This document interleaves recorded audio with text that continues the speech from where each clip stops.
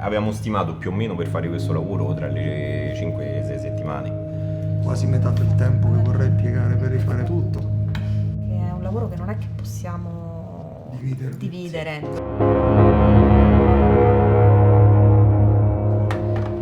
Diciamo che siamo tutti un po' incastrati con sto tavolo dei rugby come al solito, perché lunedì c'ha una trasferta a Benevento. Cioè fa pure partite fuori casa ora?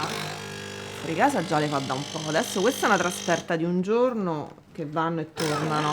A giugno c'ha pure 2 giorni a Firenze da solo, cioè da solo, noi andiamo per conto nostro, però loro vanno da solo. Ma fanno tornei, fanno raggruppamenti, tornei. Io esagerato. Ma così piccoli? Veramente ci sta pure l'Under 6. Piccolini. Bellissimi.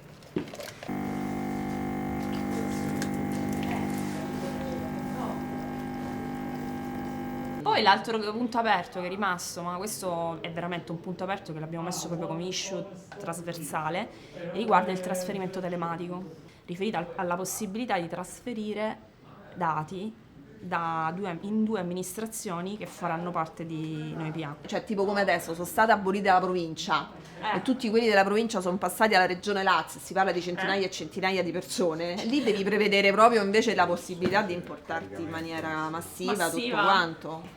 Sì. Far parte di una macchina che paga lo stipendio a quasi 2 milioni di persone e ogni santo 23 del mese queste persone possono ricevere lo stipendio. Questo è sicuramente un motivo d'orgoglio, ma penso lo possa essere per tutti. E c'è stato un concorso, sono entrati tanti ragazzi 2 o 3 anni fa, erano quasi tutti uomini, c'era solo una ragazza che poi è proprio Elisa Barbagiovanni, che conosciamo, e quando è entrata ha detto: mi dispiace ma io aspetto un figlio, quindi non sono immediatamente disponibile, perché dopo un po', quando in maternità, non era ancora stata collocata negli uffici. E la produttività delle mamme è elevatissima, cioè io non credo che nessuno si sia mai accorto, dei miei capi superiori di avere una mamma come dipendente, insomma, perché non ho mai reso meno degli altri. Quindi io ho scommesso su di lei ad occhi chiusi, insomma. Peccato che quando poi è rientrata per esigenze di servizio, dopo poco è stata trasferita in un altro ufficio, quindi non è dei miei.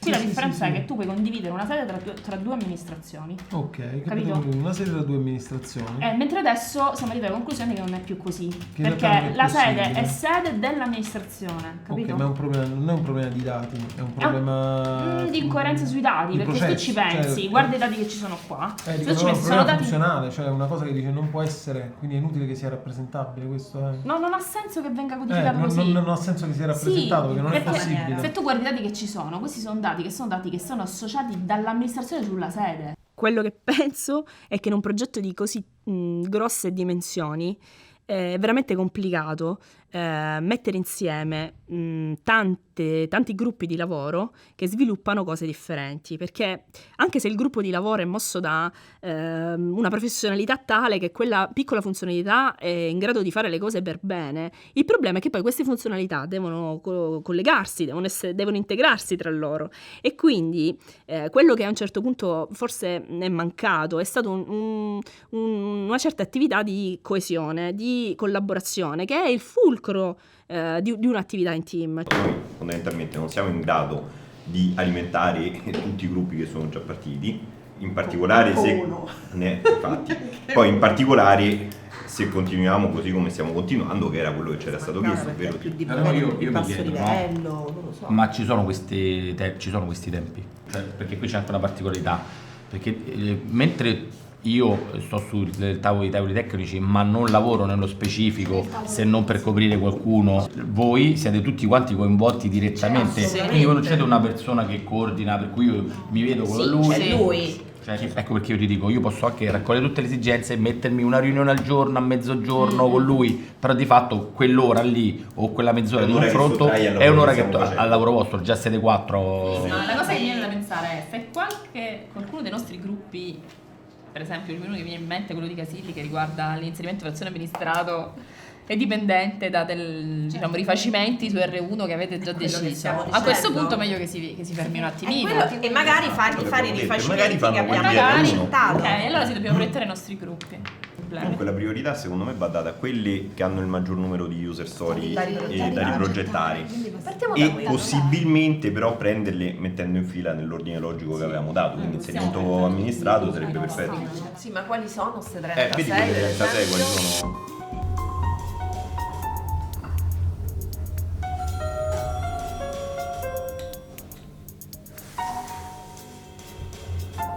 Mancano 335 giorni alla data prevista per il lancio della piattaforma, ma una parte dei programmi sviluppati per il Cloudify non funziona. Così il gruppo Processi, quello di Leonardo, Simone e Ludovico, sta revisionando alcuni dei prodotti informatici difettosi.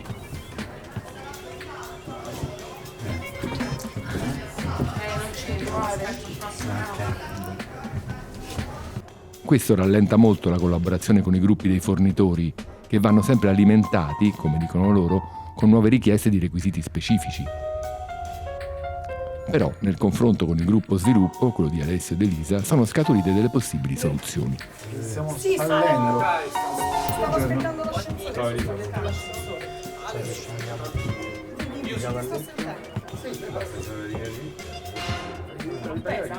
La differenza non sta tanto nel privato e nel pubblico, ma la differenza sta nelle persone che lavorano nel privato e nelle persone che lavorano nel pubblico. Io qui in questa direzione posso dire che la giusta spinta c'è e la spinta si sente giorno per giorno nel cercare le soluzioni più innovative possibili. L'avevo anche prima, quando lavoravo nel privato. Realizzare un grande progetto di digital transformation, di innovazione, cioè quello che stiamo facendo noi, lo può fare il pubblico, lo può fare o no? Sicuramente il pubblico rispetto al privato ha delle difficoltà. Se io voglio comprare una determinata licenza, non è che posso decidere questa licenza mi piace.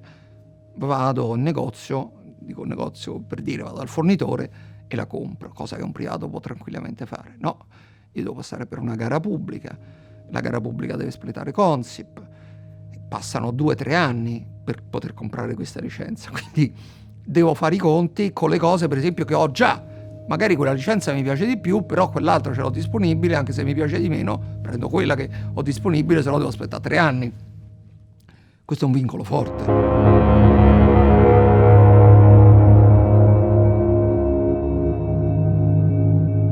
L'ex coniuge, a chi si rivolge? Questa è la domanda.